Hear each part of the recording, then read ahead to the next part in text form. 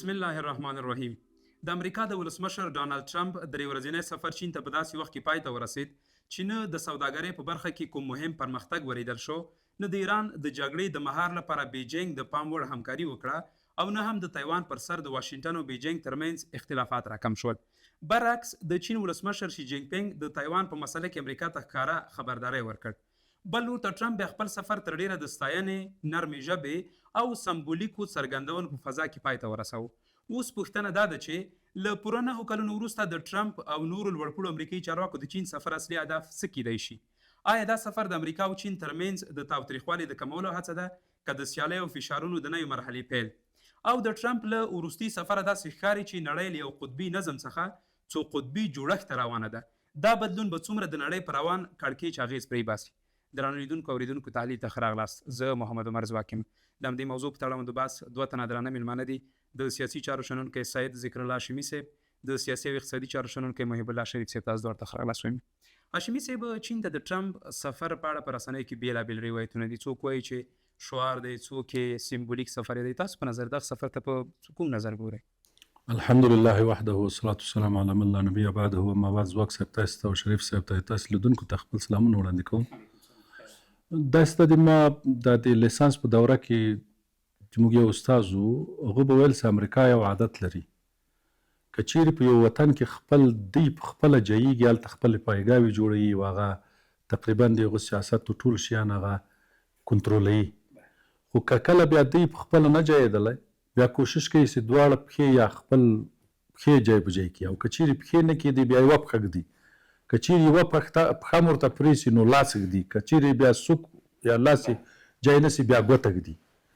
نو زه چې اوس دا د امریکا هغه ته ګورم او دا میډیا ته د بین المللي میډیا چې دا خبرې کوي، امریکا د دغه اوسنۍ جنګ یا د اوسنۍ جنګ چې په منځني ختیځ کې روانه ده، او د ایران باندې چې جنګ روان ده، د اسرائیلو چې په فلسطینیانو یا په غزه باندې جنګ روان ده، او دوی دا کوشش کوي چې هلته اسرائیل کبرا جوړ کړي، د دغه یوه برخه ده. برخه څه رقم ده؟ امریکا ډیر کوشش وکول چې په دې تیرو 100 کلو کې ډیر شیان په جنګ لاسته راوړي. په بعضو ځایو کې کامیاب شول، په بعضو ځایو کې ناکام شول.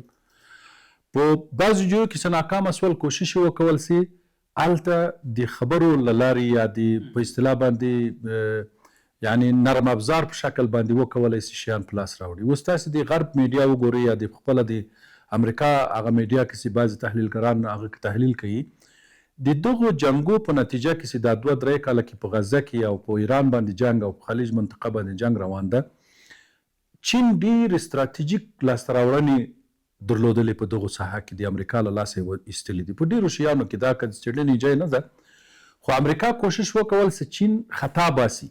لکه زه مثال ووایم، بیا به دغه لیدونکي به هم دې ته متوجه سي. ګوره، په 1991 کې چې کله صدام حسین کویت ونیول، نو بوش راپورته سو چې دغه عربان د ځان سره ودروي او په عراق باندې حمله وکړي. د دغه په بدل کې د اوسلو په نامه باندې یو روان یا یو د خبرو اترو لاره شروع کړه چې هغه به منجر په دې کېږي چې 2 دولته جوړ سي، فلسطینیانو او اسرائیلیانو. نو په هغه اوسلو کې یاسر عرفات اشتراک وکول، عربانو ډېر کوشش وکول، ډېر اسرائیل تر ډېرو پورې په رسمیت وپېژندل. خو هغه موږ تاسې ګورو 2 کاله له خبرو وروسته فلسطینیان خپل وطن له لاسه ورکوي. بیت المقدس نن ورځ د اسرائیل وزیران ورننوځي او هلته په دا خپل نجس ابدانو باندې مرداروي د عالم اسلامي په مقابل کې. او په دې 14 کلو کې هیڅ نتیجې ته هم نه رسېدلي عرب له امریکا او اسرائیل سره. لہذا امریکا کوشش وکول چې چین وغولوي، یعنی چین ته داسې ووایي چې راځئ چې موږ تاسې د خبرو اترو له هلته خو چین دا شی تحلیلوي یا خو یوه برقدرت ده. په اقتصادي ډګر کې اول نمبر ده. اوس په امریکا به 1 کال یا به 2 کاله نورې د کاغذ په سر باندې. حقیقت کې چین اول نمبر ده په اقتصاد کې.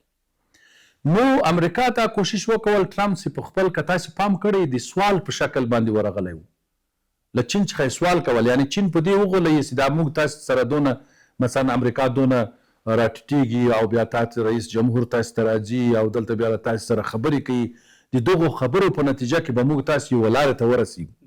خو چین خو دا شیان تحلیل کړی که نه، برقدرت ده. هغه په دې پوهېږي چې ته د جنګ په میدان کې اوس په ګونډو سوی یې. د جنګ په میدان کې ته هغه شیان ما ته په لاس راکړي دي چې ما په دې کلو کې لاسته نه سوی راوړلی. نو اوس په د خبرو کې خدا شیان له ما چې نسي وړای. نو لہذا زه څونه سوچ کوم د سوال په شکل باندې د ګدایي په شکل باندې که خلکو ته هغه کو دا سفر د ټرمپ او د امریکا مسؤلینو چین ته د ګدایي په شکل باندې وو یا دا اوس د دنیا ابرقدرتي باندې اوس امریکا ممانعت نه لري چې دلته چین او روسیا ورسره شریک سي. مشکل دلته دا ده چې امریکا خپل جنگ خپل پالیسي صفري باندې شروع کړی. صفري دا معنی لري چې دوی کله دا جنګونه شروع کړل نه به روسیایي نه به چیني یوازنی ابرقدرت د دنیا حاکم به موږ یو چې هغه صهیونستان دي چې په امریکا کې حاکمان دي. اوس روسیا او چین بالخصوص شراکت هم نه مني. نو لہذا زه څونه تحلیل کوم امریکا دا کوشش کول چې هغه شیان چې په دې 3 کلو کې له لاسه ورکړی ستراتیژیک شیان هغه له چین سره تقسیم کړي، هغه له چین سره په دې باندې وکولی شي د خبرو اترو له لارې باندې وکولی شي د دنیا ابرقدرتي ورسره تقسیم کړي، خو چې بالکل زوال ته ولاړ نه سي لکه سابقه اتحاد جماهیر شوروي. او د ما په اند باندې چې دا چین په دې شیانو باندې پوه ده او چین برلاستی ده او چین دغه معضله کې چې عربان رالل چین نسی راتلی. شریف صاحب محترم، تاسو تحلیل په اساس د امریکا ولسمشر ډونالد ټرمپ 9 کاله وروسته چین ته سفر کوي. د سفر اساسي موخې څه کیدلی شي؟ که موږ نړیوالو رسنیو سره ټکي وګورو، دوی هغه خبریالان چې ورسره تللي وو دوی تر ډیره پورې په خپله لیکنو کې دغه ته ځای ورکړی چې دا سفر یوازې سمبولیک و. ولسمشر ډونالد ټرمپ یوازې په دې 3 ورځو کې د چین ولسمشر صفتونو ته ځانګړی کړی.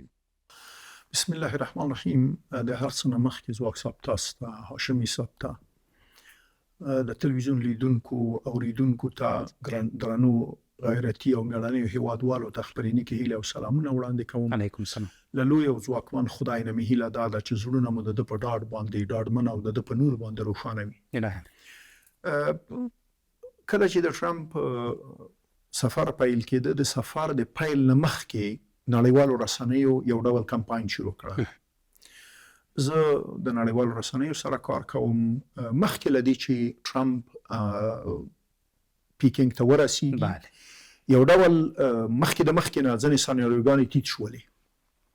یوه سناریو دا وه چې ټرمپ کله پیکینګ ته ځي نو د شي جینګ پینګ سره به دی په هغه څه باندې بحث کوي په ډېرو کوټلیو الفاظو چې د امریکانو او چینایانو ترمنځ احتمال د تصادم پېشته دی، د اختلافاتو لوی ټکي کیدلی شي. په واضح الفاظو قاطع بغږیږي او د مجالس ښایي ډېر لنډ وي.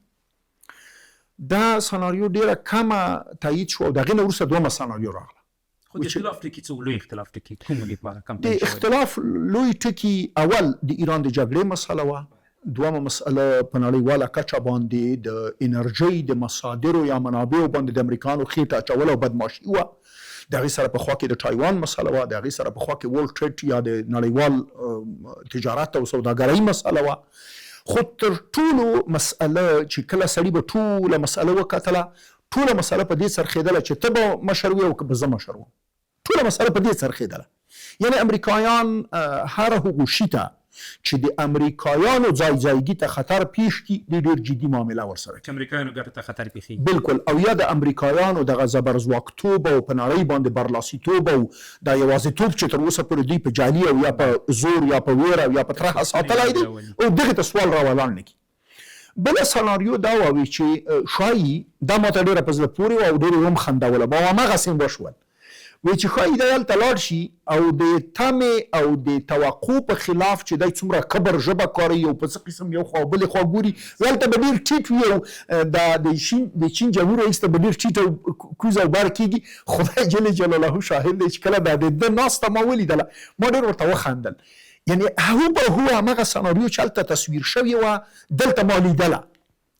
اما درېیمه مسئله دا وه چې ځینې تکړه ژورنالستان یا په نړیواله کچه او یا هم په سفر کې چې چا دغه مسئله د نږدې ځای نه انځوروله نړۍ ته، په هغوی کې ووی چې څه چې په ظاهر د پردې معلومیږي دا یوازې یوه تشریفاتي او ته ښه او زه ښه یم او تاسو ډېر ښه کارونه کوئ موږ ډېر ښه کارونه کوي، دغسې جملې ډېرې استفاده کېږي.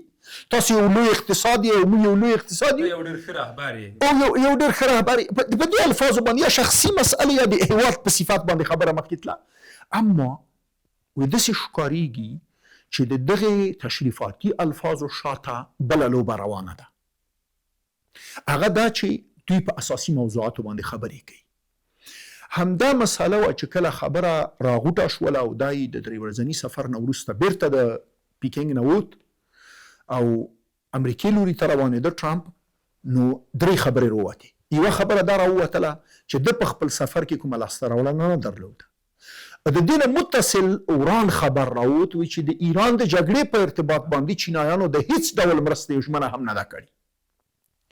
درېیمه مسله چې راووتله هغه دا وه چې په نړیواله کچه هم د ټایوان مسله او هم د نړیوال سوداګریز نورمونو مسله یا هغې ته د یو میکانیزم رامنځته کولو مسله، په دې باره کې هم کوم داسې کوټلی ګام نه دی اخیستل شوی چې هغه د رسنیو ته د اعلان وړ وي.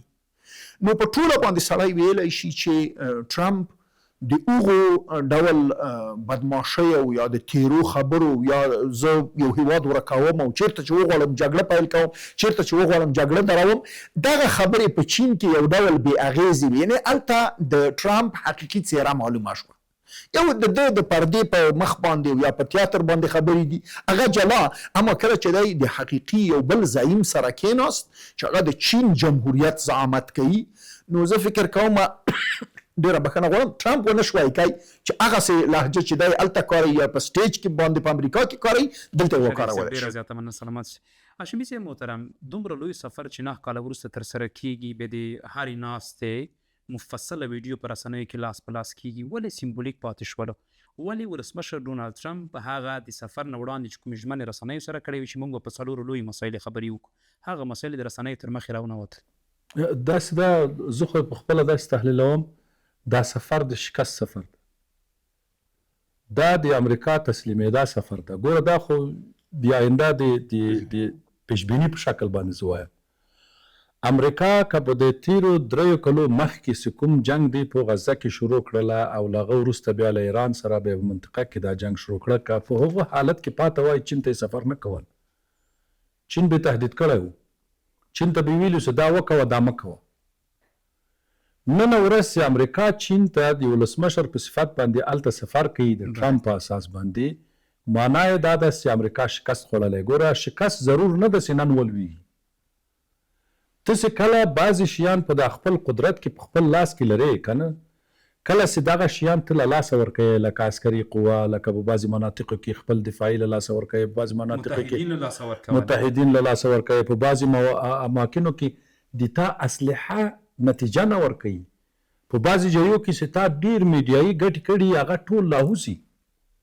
دا ټول سبب د دې ګرځي چې دا ټرمپ په دې منډه باندې د خپل غرور چې خدای پاک هلته ذلیله کړل او هلته چین ته روانې د زارۍ په شکل باندې دا کار کوي. زه په خپله د امریکا د شکست له علایمو څخه بولم. ما 4 کاله مخکې هم دا خبره کړې چې امریکا په افغانستان کې شکست خوړې او دا بدایت د زوال د امریکا ده په دنیا کې. رالو په دې کې چې اوس دا به څونه وخت وغواړي، په څه رقم سره وغواړي، دا د خدای پاک اراده ده او تقدیر د څه وخت کوي. خدای پاک کولی شي کن فیکون په یوه ورځ کې د امریکا ټول سیستم له پای نه وځي. او د امریکا ټول سیستم که دا اقتصادي ده که هر شی ده، دا 2 ابعاد لري. یو میډیایي بعد ده چې د امریکا د دنیا په خلکو باندې په سیاستوالو باندې داسې معرفي کړی چې هر څه امریکا وغواړي هغسې کېږي، دا یو. او دوم خبره دا ده چې اقتصاد او اقتصاد د امریکا ببل ده. ببل په دې خاطر ده چې دا ډالر هیڅ پشتیبانه هم نه لري. نن ورځ 3 یا 4 تریلیونه ډالر د امریکا اقتصاد پورولی ده. خپل مرکزی بانک خپل نه ده. تاسو په خپل وګورئ د امریکا مرکزی بانک د تجارانو ده، د يهوديانو ده، هیڅ پشتیبانه هم نه لري. نو عادي خدای پاک په لاس کې د په ارادې پورې تعلق لري چې خدای پاک به کله اچوي. خو زه په خپله د ټرمپ سفر چین ته بیا له دونه صفتونه د رئیس جمهور د هغه کول یا د چین دونه صفتونه کول او هلته د سوال په شکل زه بولم. لکه موږ مثال درته وایم، موږ د پاکستان نواز شریف کله سعودي ته منډې وږي، کله امارات ته منډې وږي، کله امریکا ته په پیسو پسې منډې وږي. که نه که اوس که پاکستان پیسې ولري، امکانات ولري، چیرې ځي؟ خو نه ځي. امریکا د دنیا بر قدرت ده، صحیح ده.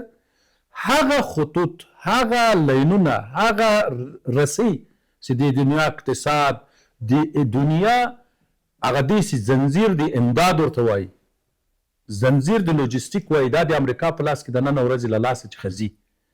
د دغو استراتیژیکو شیانو له لاسه ورکول امریکا ستراتیژیکي بان دې ته مجبوره کړل چې ټرمپ دې ته مجبوره کړي چې هلته تواضع وکړي، هلته سوال وکړي، چین ته سفر وکړي. خو چین مخکې له مخکې دا شیان ټول تحلیل کړي وو او دوی له چینه څخه پرته له ذلته، پرته له دې چې په دنیا کې لا ډېر انکسار، لا ډېر هغه شکست وخوري، بل هیڅ نتیجه یې نه ده ورکړې. تاسو پخپله د امریکا میډیا را وګورئ، ستراتیژیک پوهان یې وګورئ چې په د مراکزو کې لیکي څنګه لیکنې کوي د امریکا په باره کې. نن ورځ هغه پخپله وایي چې امریکا په منځني ختیځ کې چې دا ظالم جنګ شروع کړی، بالمقابل چې اصلي دښمن چین او روسیه ده، د هغو په مقابل کې د دنیا ستراتیژیک شیان له لاسه ورکړي. د امریکا هغه قوي فارمولونه، قوي شیان چې په لاس کې درلود، دا یې له لاسه ورکړی. اوس هېڅ هم نه کوي. اوس چین امکان د دې شته چې مثلا په غزه کې جنګ نه وای، په ایران باندې جنګ نه وای، په منځني ختیځ کې جنګ نه وای، امکان د دې ډېر اوس چین له امریکا سره دا منلی وای سړی نیم دنیا د تا نیمې د ما، لکه په دویمه جهاني جنګ کې اوس. خو نن ورځ چین له امریکا سره دا خبره نه مني، په دې خاطر باندې چې اوس هغه استراتیژیک نقاط چې ده هغه اوس چین له امریکا څخه وګټله. اوس مثال درته وایم، که چیرې دوی د ایران په جنګ کې کومک غواړي، دا دوه خبرې لري. یوه خبره دا ده چې دوی اقرار په دې کې کوي چې چین له ایران سره کومک کوي او دا به ډېر محدود وي، صحیح ده.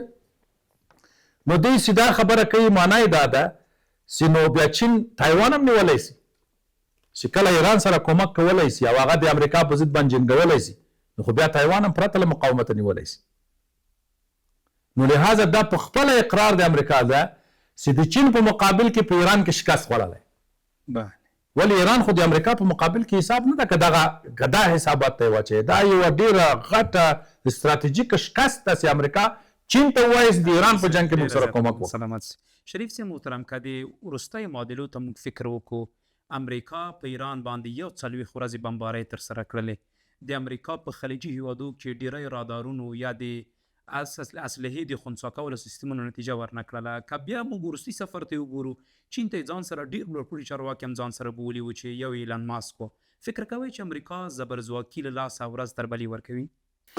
زما په نظر باندې چې کله دغه د چین سفر ټرمپ وکړ، چې د 9 کاله سفر نه و کړی، کې اوس هم نه وای کړی، دا به بهتره وه. یعنی تر دې چې د کومه پایله راووته، د دې نه دا د امریکایانو دپاره او د امریکا په حیثیت باندې دی چې د جمهور رئیس دی، دا نه ورته ښایېدله چې دغسې یو ناکامه یا بې پایلې سفر ترسره یعنې مخکې ښکاره شوله، ډېر بد شکل باندې ښکاره شو. یو دا وي سړی په ښه شکل ښکاره شي. زه فکر کوم دا د ده لکه یو سړي روژه نیولې وي، بیا یې په حرامو باندې ماته کړي. د چین ته نه ورته و، ځان یې په ډېر لوړ نیولی او بیا په داسې شکل ورغی چې تقریبا یعنی زما په نظر باندې له سیاسي او اقتصادي پلوه او حتی استخباراتي هم زه ویلی شم چې په یو ډول دی په خلیج کې په ګونډو دی او اوس د چینایانو نه مرسته غواړي. یعنی او حکمت د دې په څه شي کې دا څه په اساس وایي؟ تاسو دا خبره څه په اساس کوئ چې خلیج کې په ګونډو شوی دی؟ زه اوس دا شی تاسو ته وایم. اول د دوی د تاد سیستم لپاره چې کوم تبلیغات شوي وو، د تاد خود سیستم ایرانیانو وویشت او د تاد د سیستم د ځایځایګي په ارتباط چې کوم ګورتینات وو دومره دقیق وو چې په خپله د دستګاوې وویشتل شوې.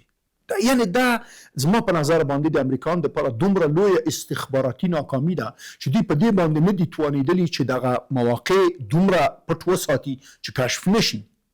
دوهمه مسله څه وه؟ دوهمه مسله دا وه چې کوم جنګ چې پلان شوی او د 4 ورځو دپاره، هغه 40 ورځو ته غځېدل یا د تر دې زیات، دا څه معنا ورکوي؟ خو دا معنا ورکوي چې ستا پلان چې د جګړې لپاره وه په کومو استخباراتي معلوماتو چې ورته ناکام یې، هم د استخباراتي معلوماتو ناکام و او هم د هغې ته پوځي تیاری ناکام دی.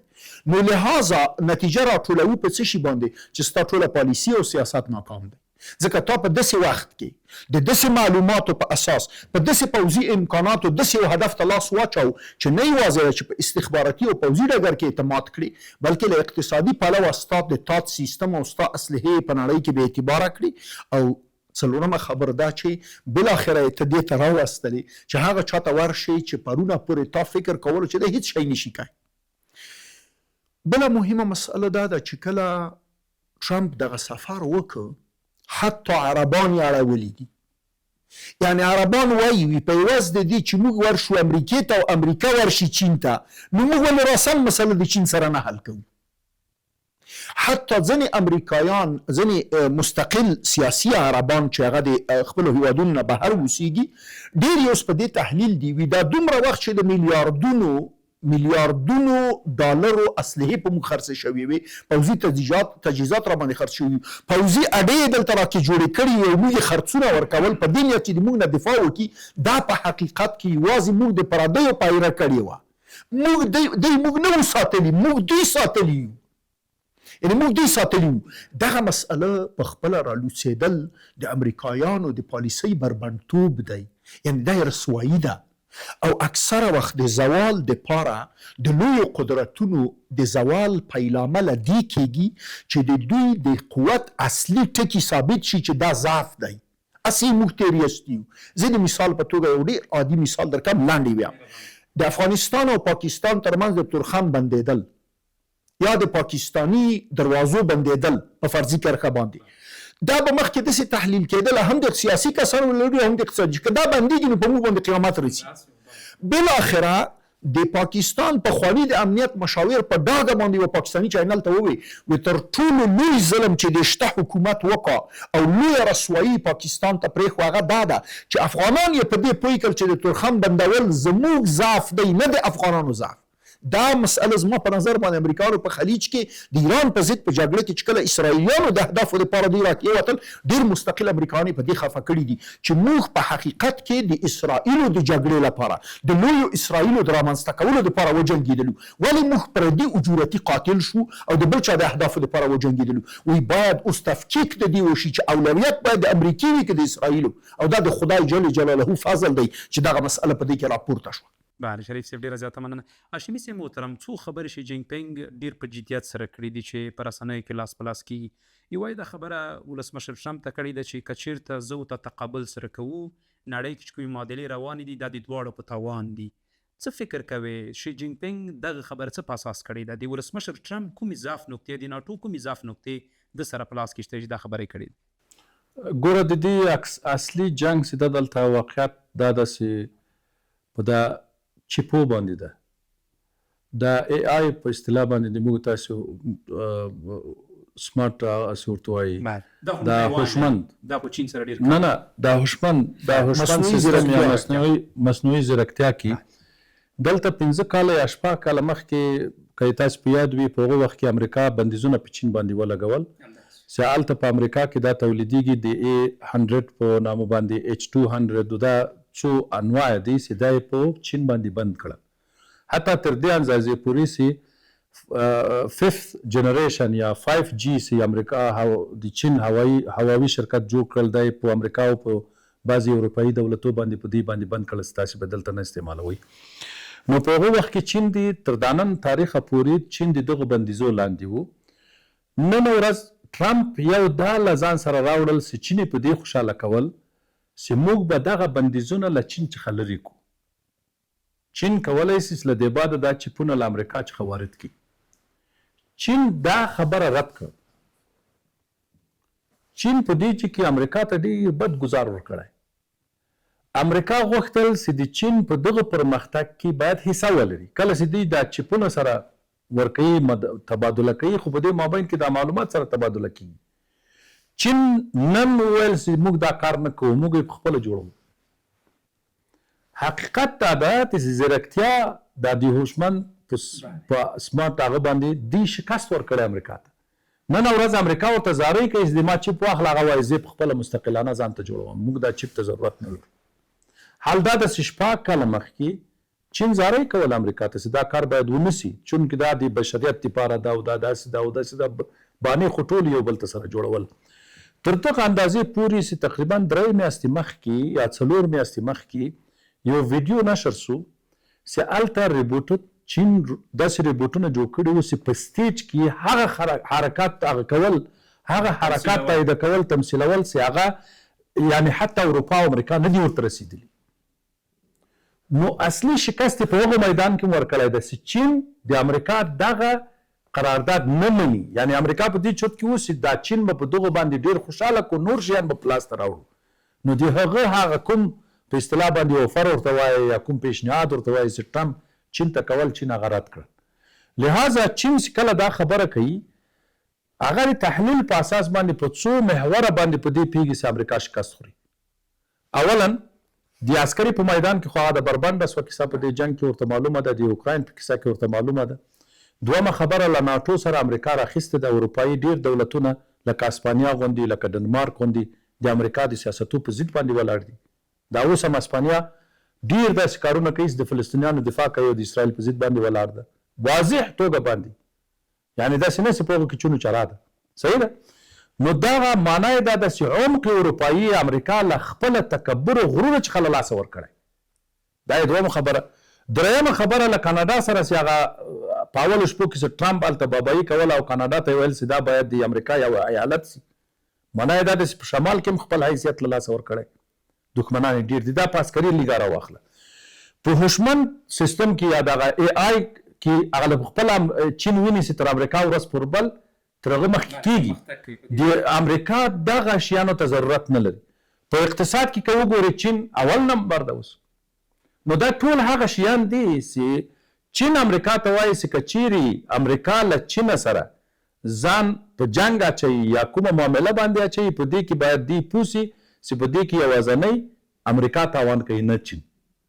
که تاسو پام کړئ چین په دې 50 کلو کې خپل زور ازمایي چیرې نه ده کړی. ځان ډېر غلی نیولی کار یې کړی، مصرف یې نه ده کړی، ټول سیستم یې برابر کړی. حتی په دې لوجستیکي سیستم کې چې دنیا کې ده سلسله د امداد چې ورته وایي یا سلاسل د امداد چې وایي دا کې نفت هم راځي نور شیان هم راځي، په هغو کې چین خپل ټول امکانات محفوظ کړي دي. نن ورځ چین په داسې یو حالت کې ناسته ګوره هانګ یې په خبرو ونیو. هانګ د چین یوه برخه ده اوس.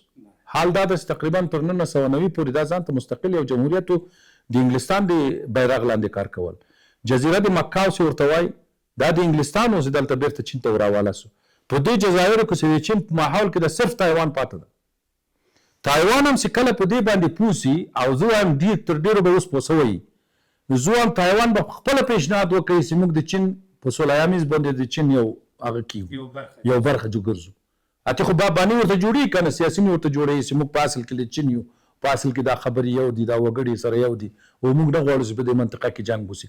لہذا چین دا تهدید امریکا ته که اگر چې په سم الفاظو باندې ویل سوی ده په دې ویل چې دواړو ته تاوان ده، خو حقیقت دا ده چې ټرمپ په غوږ کې داسې والی ده چې که تر دغه زیات پرځېدل د ځان غواړي نو بیا په دغه لار سره روان اوسه. شریف صاحب محترم مونږ د شي جینګ پینګ خبرو ته فکر وکړو ټولې خبرې له جدیات د اخطار په شکل وي. مونږ چې کله د خبرې ګورو لکه د اخطار نه چې ډکې وي. یوه خبره د امریکا او د چین ترمنځ چې تر ټولو ګرمه موضوع د تایوان مسله ده. ولې تایوان موضوع دومره ګرمه راپورته شوې؟ د امریکا په تایوان کې څه لیدلي دي؟ زما په نظر باندې امریکایان یا غربي نړۍ د تایوان په ارتباط باندې د هغوی عقیده که چیرې انساني حقیقي تحلیل ولري نو باید دا وي چې تایوان د امریکا په نفع کارېدل د فرصت یې ډېر تر دې کم دی چې د چین په نفع وکاري. یوه مهمه مسله دا ده چې امریکایانو زما په نظر باندې چې کله د نړۍ مشري وکړه په ډېرو برخو کې د انساني عرف نه د سیاسي عرف نه د نړیوالو نورمونو نه د نړیوالو منل شوي میثاقونو تړونونه ووتل، احترام متقایل نشو. بالکل نه تنها چې ووتل بلکې په غیر شخند وویل. نو په یو ډول باندې نړۍ کې نورو قوتونو ته دا جوته شوه چې مسأله نوره د نورم نه ده، مسأله نوره د انسان د تحمل نه ده، مسأله نوره د ځنګل قانون دی. نو مخکې له دې چې تا ماخوستن وخوري تی غرمه وخوره چې کیسه یې لنډه شي. زه فکر کوم دوی دې مسئلې ته راووتل.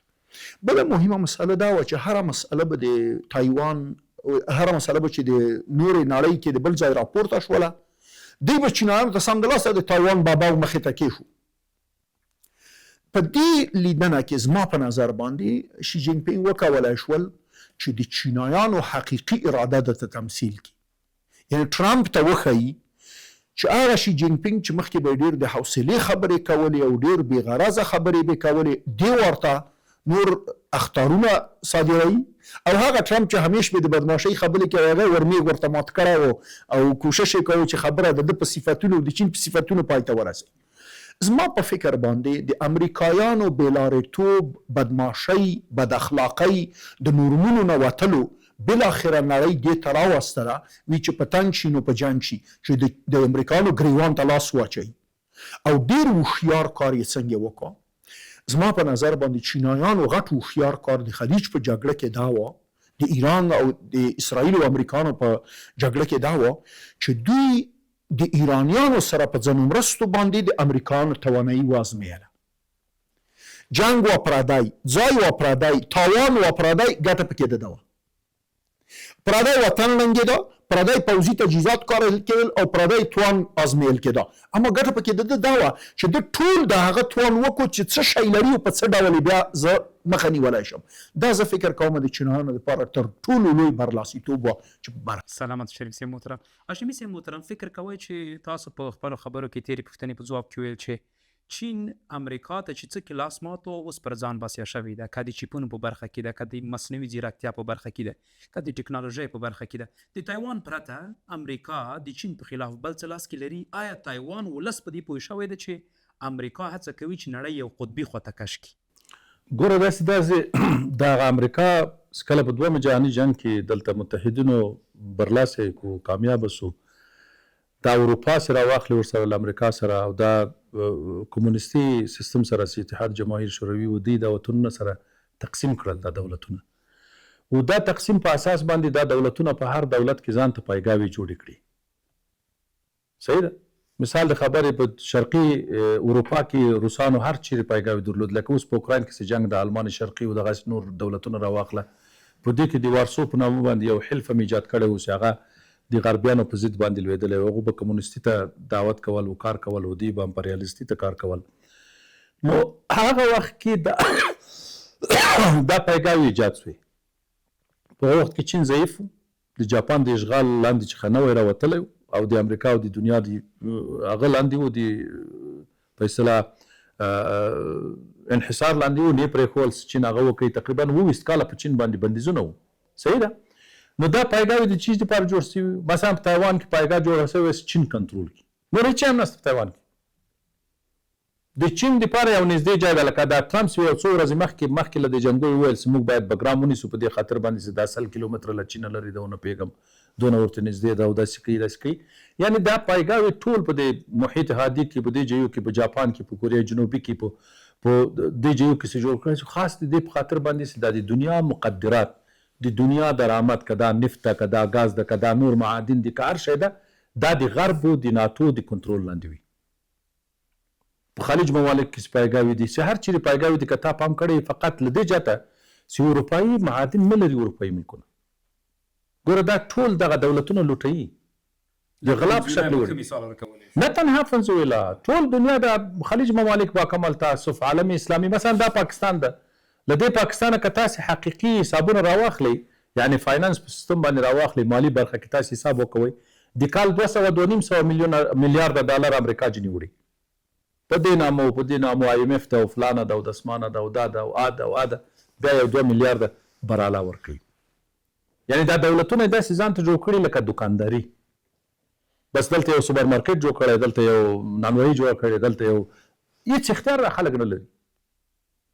نو لهذا دا پایګاوي د دې دپاره اوس د دنیا منابع تامین کړي او دوی ته په لاس ورسي، او وروسته له هغه بیا دوی راپورته سي دا شی په اضعافو باندې، په مضاعفاتو باندې، یعنې په څو چنده باندې بېرته په دې دولتو خرڅ کړي. زه به یو مثال درته ووایم.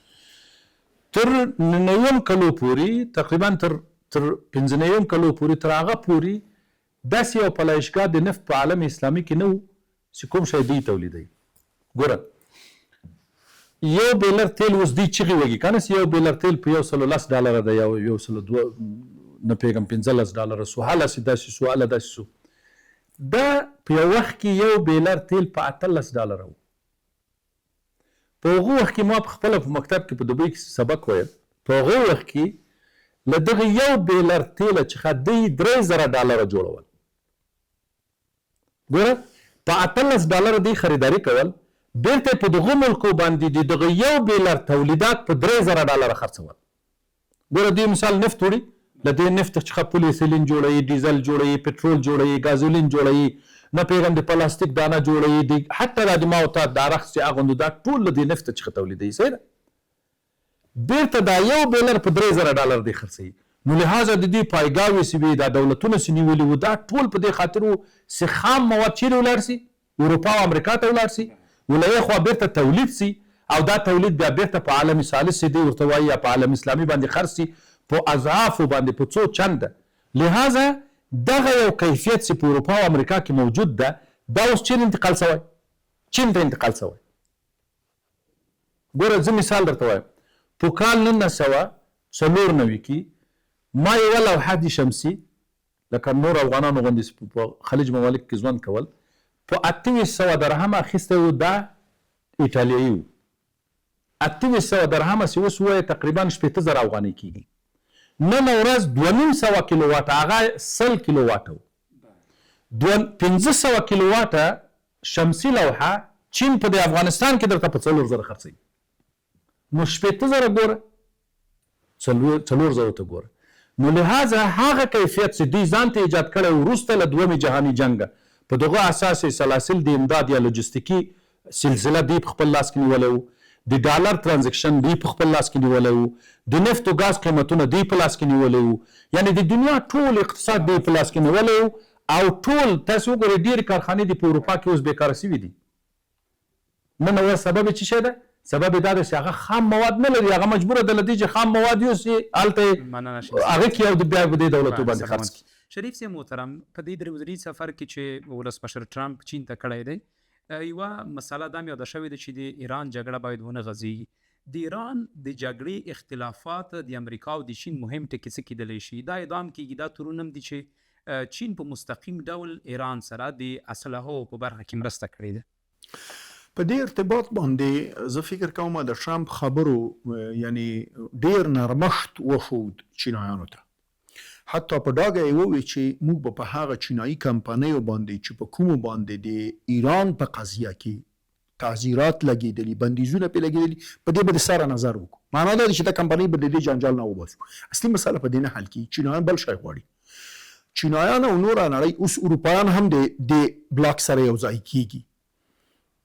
د هرمز د تنګي بندیدل، مقید کېدل، عبور او مرور یا تګ او راتګ پکې ټکني کېدل نړیوال اقتصاد ولړزوه. حتی ورلد بانک، IMF یا جهاني بانک او د پیسو وجهي صندوق په ډاګه وویل چې که وضعیت کنټرول نشي د ټولې نړۍ اقتصادي وده به وځپي. دا ډېر خطرناکه مسله ده. کله چې دغه مسله وشوه د دې سره په خوا کې په اروپایي هیوادونو کې یا د درېیمې نړۍ په هیوادونو کې یا په ناداره هیوادونو کې سمدلاسه په ژوند باندې بدې اغېزې پیل شوې. نو دوی ټول امریکایانو ته ووایي چې ته د بدماشي پای ته ورسوه، ځکه ته چې هلته بدماشي کې یا جنجال جوړوي یا جګړه اوږدوي یا ایرانیان نور هم ته جنګ ته کش کوي، موږ ته مشکل پیښیږي، موږ ته د اقتصادي بدمرغۍ او ناورینونه راپورته کړل. زما په نظر باندې بالاخره امریکایانو چې د کومې لاسته راوړنې د دې جګړې نه درلودې او د نړۍ کوم فشار ورته رامنځته شو یا غیر مطلوبو مجالونو ته دوی ننوتل، امریکایان هم په دې وپوهېدل چې دومره جګړه خو پراخول نه وو په کار. او تر ټولو په زړه پورې ماته دا ده چې دې جګړې نه یوازې اسرائیلو ته بلکې امریکایانو ته نړیواله دښمني ور د غاړې کړه. کومه دښمني؟ چا سره دښمني؟ کله چې ته په نړۍ کې هر شي ته لاس وروړې، د سیاسي پلوه هغه په ځینو موضوعاتو کې د خبرو ویل مسأله وي او حل کېږي، خو که یې د ډوډۍ او دسترخوان ته لاس واروړ بیا خلک ستا سره ډېره دښمني کوي. او امریکایان اوس په نړۍ کې د همدغسې یو نامرین سبب شوي، لامل یې شوي او هغه هم د څه شي دپاره؟ د اسرائیلو دپاره. او د حکیم خدای فضل دا وه چې هغه هدف هم ترلاسه نه شو. یعنی اوس مهمه مسله دا ده، کوم خلک چې په دې باندې بې طرفه بحث کوي هغوی وایي چې امریکایانو که تاسې د خپل ځان دپاره جنګېدلی که د اسرائیلو دپاره جنګېدلی خو نه مو هدف ترلاسه کړ، نه مو سیمه د اصطلاح د امنیت طرف ته بوتله، سیمه هم مقرره کړه، د وسلو مسابقه هم رامنځته کړه او هیوادونه هم جګړې ته کش کړل او فقر هم راوست. ښه د دې جګړې نتیجه څه شی ده؟ او د دې په خاطر اوس امریکایان ډېر په جنجال کې کړي. بله شریف صاحب محترم، ډېره زیاته مننه. هاشمي صاحب محترم، چین ولې نه غواړي چې د ایران پر ضد امریکا سره لاس یو کړي؟ په ایران کې دوی څه لیدلي دي؟ څنګه دوی غواړي چې په غیر مستقیم ډول له ایران سره مرسته وکړي؟ ګوره داسې دغه د امریکا هغه دلته یو مثال دی، وایي کله غویی حلالوې نو هلته ډېرې پښې غورځي سره. داسې یو مثال دی، یعنی کله چې غویی حلالېږي خو طبیعي ده خلکو یې پښې ورتړلي ټول شیان. دلته طبیعي ده چې کله پښې خلاص نو خلک به خوږوي. ګوره امریکا اوس صفري حالت ته رسېدلی. دما خو داسې والله اعلم خدای دې هغه نه راولي، خو دما په آن باندې دغه د چین سفر امریکا به دې ته وهڅوي چې دوی په ایران باندې بیرته جنګ شروع کړي. هغه په دې خاطر باندې چې صفري حالت ته له چین سره ورسېدل. په دې ښه پوهېږي چې چین له ایران سره داسې یو کومک نه ده کړی چې دوی دلیل پرې ونیسي. ګوره په د عادي شیانو چې خاص مثال د خبرې اوس له موږ ته مثال د خبرې د ډرون یو شی راځي، بیا موږ دلته یو ډرون جوړوو، دا داسې په دنیا کې نه کنټرولېږي. داسې یو شی نسته چې امریکا په لاس کې دا دلیل ولري چې چین له ایران سره دغه کومک کړی، دا کومک دې ودروي. لهذا چین هم ځان ساکت نیولی. ګوره او ایران سره کومک په دې خاطر باندې نه کوي. موږ باید په دې باندې پوه شو چې عالم اسلامي ته ټوله دنیا یو ده. ګوره که دا چین ده، که دا روسیه ده، که دا امریکا ده، دا ټول سره متفق دي چې دنیا به سره ویشو خو عالم اسلامي به ځپو. دې باندې متفق دي. ګوره دا حتی د موږ الحمدلله نبي صلی الله علیه وسلم وایي چې ملت الکفر واحده، یعنی دا باید خدای دې داسې وکړي چې عالم اسلامي را ولاړ سي، د عالم اسلامي سیاستدانان پوه سي په دې باندې، لاسونه سره یو کړي، خدای دې دې هدایت کړي. ټول امکانات د عالم اسلامي په لاس کې ده، خو با کمال تعصب چې ټول سره ویده دي. یعنی موږ که دې ته خوشحالي کوو چې چین د امریکا په ضد باندې درېږي، له دې چاته امریکا ظلمونه راخیستي دي، خو په دې وډار سه چې دغه چین به سبا راپورته کېږي، دغه اسرائیل به سپورټوي، په دې خاطر چې مسلمانان وویني. دا باندې باید سړی ښه دقیق ځان پوه کړي. یعنی چین هم دا نه غواړي چې ایران کامیاب شي، منځوي هم نه غواړي. یعنی دا ګوره زه دوی په خپل مابین کې کشمکش لري، دوی په خپل مابین کې غواړي چې دا پسه سره تقسیم کړي، دا غویی چې دوی حلال کړی دا سره تقسیم کړي. صحیح ده که یا؟ اما دا هېڅ کله نه غواړي چې دا غویی راپورته شي او بیرته خپل قوت پیدا کړي. دا باید په دې باندې دقیق ځان پوه کړو. لهذا چین هم دونه کومک نه کوي له ایران سره چې ایران د امریکا په ضد باندې ودرېږي، روسیه هم دونه کومک نه ورسره کوي، او ښه چین هم پوهېږي، روسیه هم پوهېږي، اوس اروپا او امریکا هم په دې باندې پوه ده چې یوازینی خلک ده چې د مځکې په سر باندې مقاومت کوي هغه مسلمانان دي. له دې چې باید تیر شو چې دا سني ده دا شی ده، نه، مقاومت چې کوي بالفعل هغه څوک دي؟ مسلمانان کوي. مثال به درته وایم، نن ورځ د ایران ټول رهبران شهیدان شول. صحیح ده؟ امریکا څه وکول؟ هېڅ. په فنزویلا کې یو مادور یو خیر خیرات څو ټول فنزویلا له نفت سره له هر شي سره ونیو. چې شی ده چې هغه مقاومت نه کوي. جرمني ټول د امریکا په لاس کې د مقاومت نه کوي، جاپان ټول د امریکا په لاس کې د مقاومت نه کوي. لهذا څوک کوي؟ مسلمانان کوي. چین هم دا فکر کوي چې که سبا چین برقدرت کېږي، د چین په مقابل کې به څوک درېږي؟ مسلمانان به درېږي. نو چې مسلمانان درېږي نو دا خو داسې شیان دي، مثال د خبرې له امریکا څخه یو میراث د اسرائیل په نامه چین ته پاتې کېږي، خو دا لاقه خبره ده. څه تاوان کوي چین ته؟ هېڅ. ګټه کوي ورته.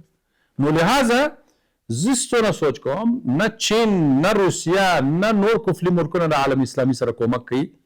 عالم اسلامي سیاستمداران، د استخبارات خلک، دغه نظامیان باید په دې باندې پوه شي چې جنګ د عالم اسلامي په سر روان ده.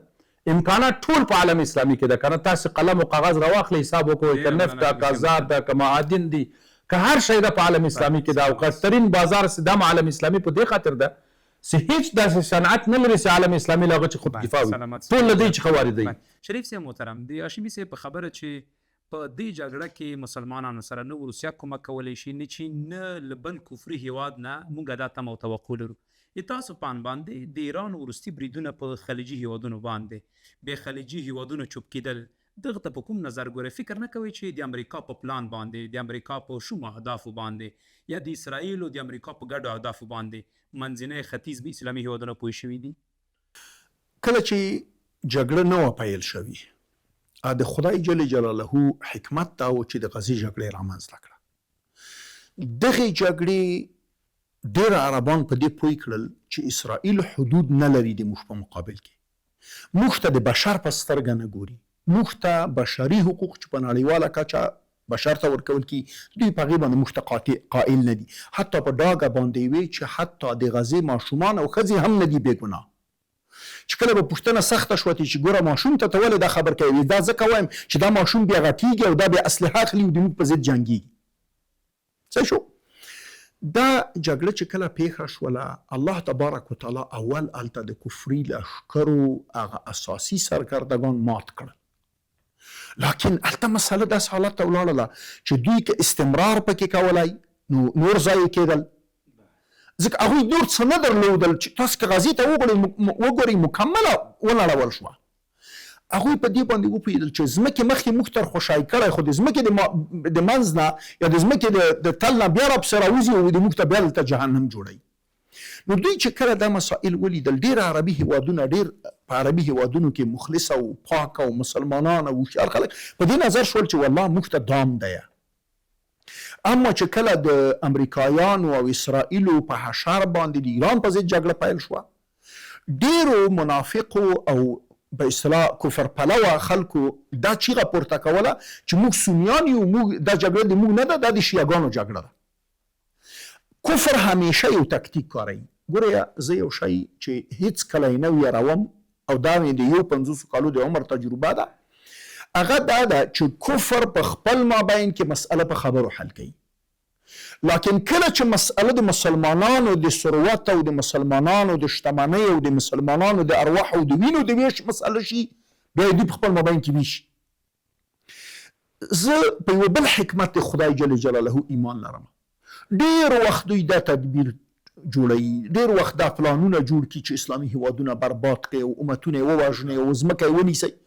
لکن خدای جل جلاله په دغه ویده، په دغه بېهوشه امت کې داسې بچیان ورته راپورته کړي چې د تاریخ د پخوانیو تیرو بچیانو تاریخ بیا را ژوندی کړي. دوی حیران پاتې کېږي چې دا څه د خدای عذاب مخلوق دی. موږ یو چې اوس ویده شوي دي، اوس یې خپل کلچر ویر کړی، اوس یې خپل دین ویر کړی، اوس دیموکرات شوي دي، شکلونه یې اوس مسلمانانو ته نه دي ورورته. لکن کله چې د همدغې ناورته شکلونو د ایمان سره دی مخامخ شي، دوی تعجب پاتې شي چې دا څه جنجالي طایفه ده. یعنې په اولادونو کې داسې کسان راوځي چې بیا هم زموږ مقابلې ته ودرېږي. دا تر ټولو لوی او مهم سنت د الله دی. ګورئ که چیرې موږ د کفر په برلاسیتوب خوشحاله کیږو، که چیرې د امریکایانو په برلاسیتوب د چین او د روسیې په مقابل کې خوشحاله کیږو، هم موږ پردي ډول ته ګډېږو. که چیرې موږ د چینایانو او روسانو په برلاسیتوب باندې په امریکایانو باندې خوشحاله کیږو، هم پردي ډول ته ګډېږو. ولې؟ پرون همدغه روسان د موږ په هیواد نه راختلي، همدغه چینایان همدا نن په شرقي ترکستان کې د مسلمانانو په مړی په څه قسم بېرحمۍ چاړه تېروي، په څه قسم کمپونو کې اچوي. دا چې امریکایان او غربیان هغه تبلیغات د کومو اهدافو دپاره کوي هم مسله زما نه ده.